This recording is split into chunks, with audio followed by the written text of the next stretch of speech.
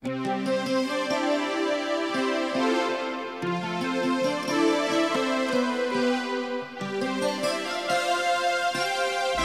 welcome to Decked Out with Mike, the internet's first and only source dedicated to everything decks. I'm your host, Mike Danzilio, and I love decks. What I love about decks is how they enhance your home and lifestyle for less money than other home remodeling projects. Although I'm retired from building decks, I've built over 2,000 decks and sold another 5,000. They're lots of fun to design and build, and when they're done, they look great. At Decked Out with Mike, we're your decking consultants. We can help with designs, plans, materials, and even difficult to find products such as the very popular curved decking and railing. If you're looking for a decking contractor to build your deck, we have a contractor referral program that sets up certified contractors with homeowners that need their deck done correctly the first time.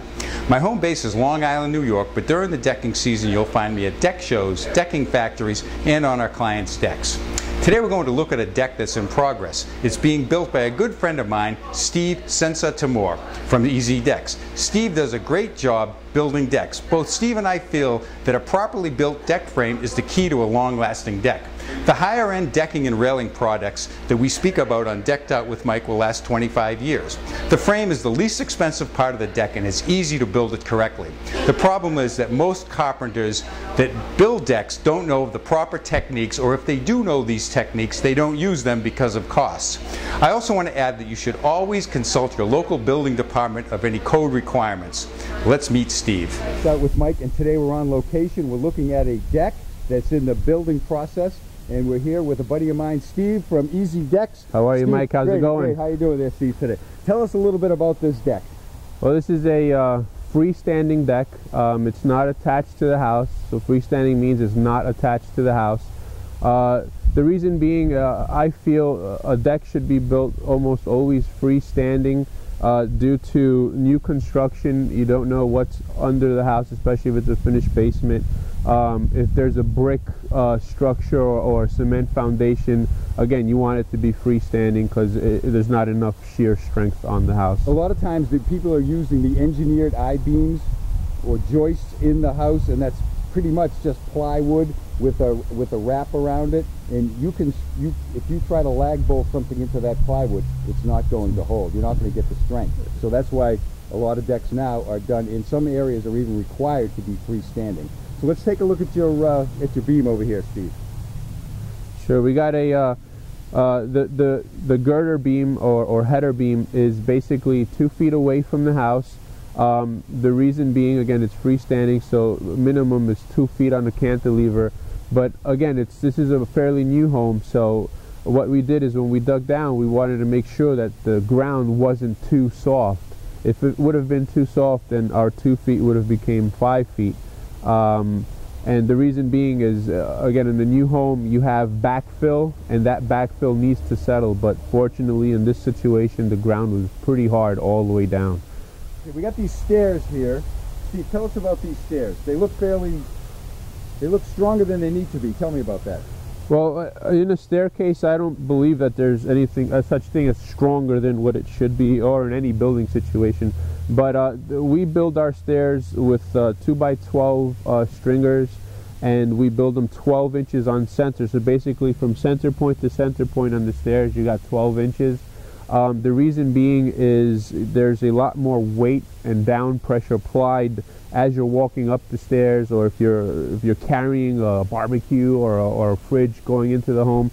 You need this area to be built a bit stronger than what your deck would be. Yeah, there's more weight in the stair area, because sometimes, for instance, there's the slider door, and people will say it's just easier to come through the slider door with refrigerators and washer and dryers instead of going through the front and all the way through the house. They'll come through the deck, especially we have a nice wide stairway. Steve, tell us a little bit about the decking that you have here. This decking is from Timbertech. It's their Evolution series. This particular color is Pacific Teak. This is a great product. What I love about it is, number one, the warranty. They give you a 25-year limited fade and stain warranty. It is a capped composite. Basically, its core is composite, and it has a exterior shell of recycled plastics, again, which give it its durability. Yes, and the polyethylene, as you've been following Decked Out with Mike, you'll know that polyethylene has properties that are just better for decks. So I want to come in here and take a look at how these are put together here. We have the clips in here. This is the Timbertech conceal lock system.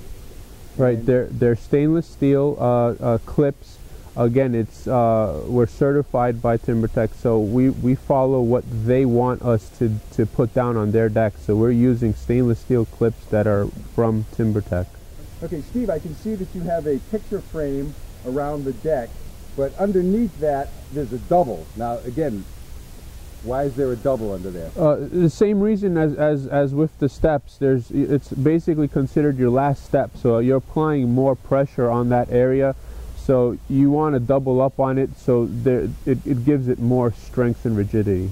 Yeah, now it's very important to know that even though we build a deck for 60 pounds per square foot, the stairs, we want to make them for 100 pounds per square foot because there's just more weight going up and down stairs. Tell us about the footings. Well, our footings, we make them, again, this is all minimum requirements. These are 12-inch round by 3 feet deep footings. And on top of the footing, what we do, we leave it above ground about 2 to 3 inches, again, to keep it away and off of water. And on top of that, we use our Simpson bracket, which would support the 4x4. And again, it keeps it off the ground. As you see, it has a 1-inch bottom piece there that keeps the 4x4 off of the cement and again off of the ground, which just basically makes it last that much longer. And on our header, we have our header bracket that connects the header to the 4x4, and we have our hurricane straps that connect the header to the joists that prevent the joist from twisting. Now this is very important. We have to have a full solid connection from the ground or the footing all the way up to the deck. So as you can see, the 4x4 that's holding the deck up is connected to the footing. These brackets or this piece of hardware here is holding the 4x4 to the beam, and then we have the hurricane straps which hold the beam or girder to the joists. So we have a full connection from ground up to the deck. Now in our region, 3 feet is again minimum. There are other regions that require a deeper footing, but in our region it's perfectly fine. Okay, now Steve, this deck looks fairly robust. Would you consider that you build these decks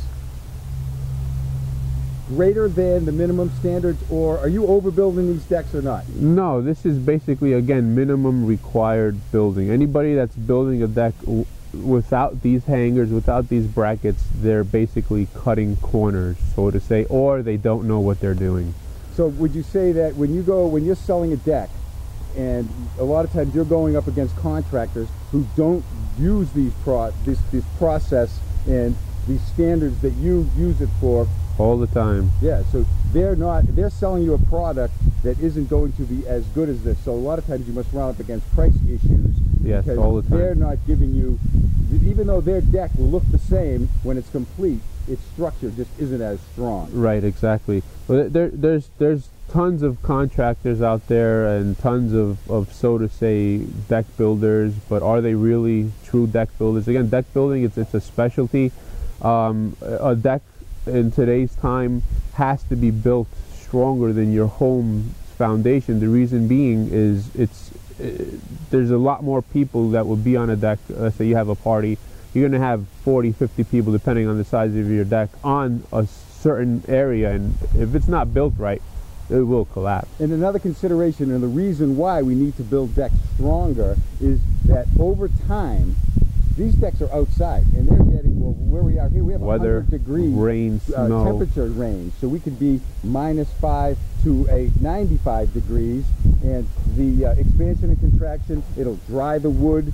We are close to the ocean here, so we have a lot of corrosion issues. That's why we need to use hangers that are galvanized. Galvanized, or what the Simpson company calls their Z-Max protection. So so these are minimum standards. So if your deck or deck builder is going to build a deck, or he's going to tear off the decking and just put a new decking on it, it may not be strong enough. Because these decks, or the decking itself, has a 25-year warranty, but the frame may be the weak link in that chain. All right, here we're still in the process of building, so This is just basically showing you what the hangers look like when they come new. They come straight, and what that does is, because each stair has a different dimension, different degree, so these allow you to bend them up to whatever degree your stair lands on, and in essence you nail them on the sides, you nail them to the to your support first, and you nail it to the stringer, and it just makes it a really strong staircase. Okay, now Steve, I see that you're using joist hanger nails. Oh, don't show this. Very important to use a joist hanger nail and not a sheetrock screw or, yes. or a roofing nail.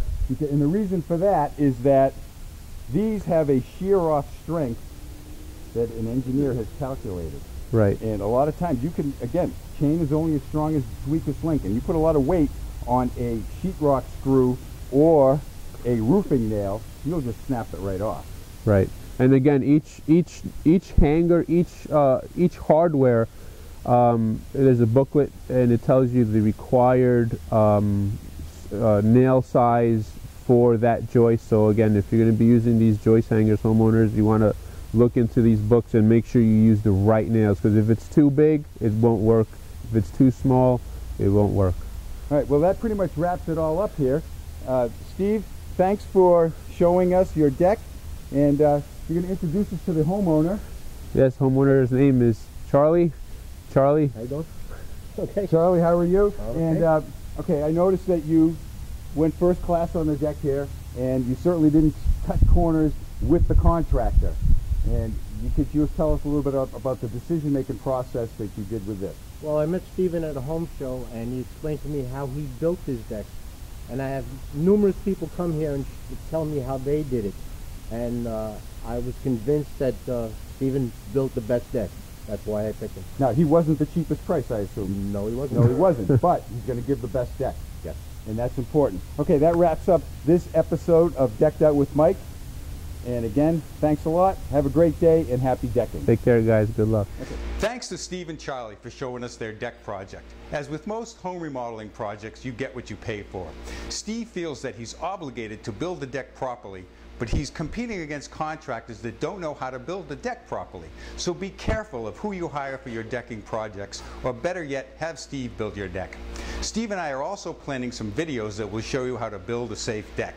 If you have any questions, comments, or requests for a Decked Out with Mike video, you can find me on Twitter at Decked Out with Mike. If you'd like to send me your designs with before and after pictures, we'll post them on the Decked Out with Mike website. Just email me at mike@deckedoutwithmike.com.